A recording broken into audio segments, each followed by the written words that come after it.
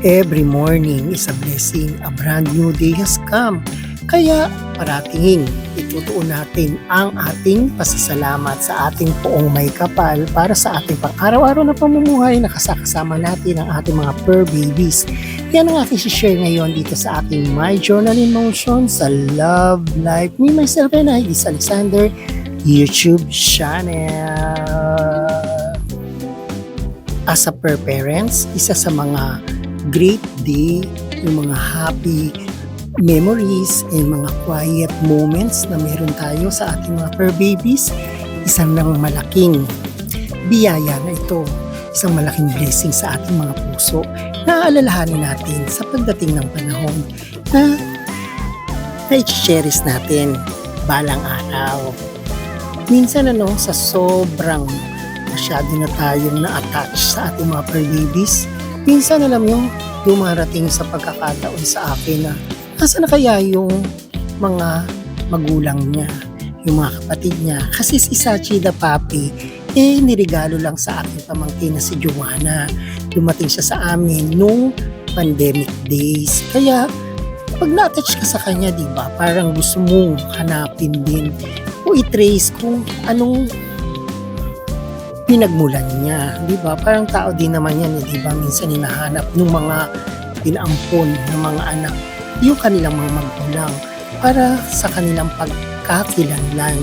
Ako din dumarating yung sa sobrang attach ko na kay Sachi the Puppy. Minsan pag mga quiet moments namin, naiisip ko yung mga ganun. Kasi di ba, minsan sasabihin natin, ay, mahal na mahal ko na ang aking fur babies. Pero syempre, tinitrace natin kung saan ba sila nagmula, sino ba yung kanilang mga magulang. Kasi ako, pag minsan yung mga kakilala ko, naman naman nila yung fur babies nila, pero pag nagkaanak, pinagbibili nila o pinamimigay nila. Parang kung mahal mo yung isang bagay, di ba, ang hirap i-let go. Kaya ganun din yung pakiramdam ko.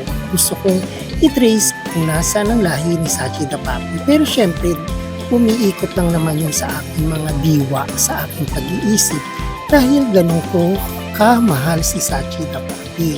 Kasi minsan di ba tayo din nagtatanong sa mga mahal natin sa buhay na sumakabilang buhay na o kaya yung mga nagmahal sa atin ng totoo pero nasa na sila ngayon. Ganun lang naman ang buhay. Minsan meron tayong mga quiet moments na itinitrace natin kung anong mga bagay-bagay sa buhay ng isa't isa, katulad nga ni Sachi the Puppy. Naiisip ko lang naman yun. Kasi syempre, di ba, pag minsan namamasyal kami ni Sachi the Puppy, nakikita at nararamdaman kong masaya siya. O kaya minsan, di ba, sa mga moment na ganito, ano ba iniisip ng mga fur babies natin? Syempre, di ba, ganun kasi kalalim na yung pagmamahal na nilalaan natin sa kanila. Kaya, ultimo anong detalye, maliliit na detalye sa kanila, binibigyan natin ng pansin. Ganoon naman talaga pag mahal mo ang isang bagay, pinapahalagahan mo. Kaya, ganoon natin. Dapat kamahal ang ating mga fur babies.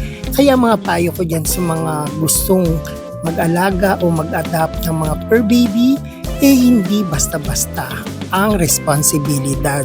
Kasi minsan, di ba, ang dali-daling bumili o manghingi, di ba? May pengi naman pag nanganak, di ba?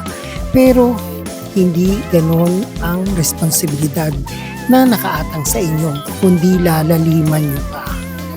Kasi sa buhay naman natin ito, kahit anong aspeto ng pagmamahal, dapat itotoo at sapat na binubuhos mo ang iyong pagkakataon at ang iyong sarili na ipakita sa kanya ito kung hanggang saan at kung paano mo siya mamahalin.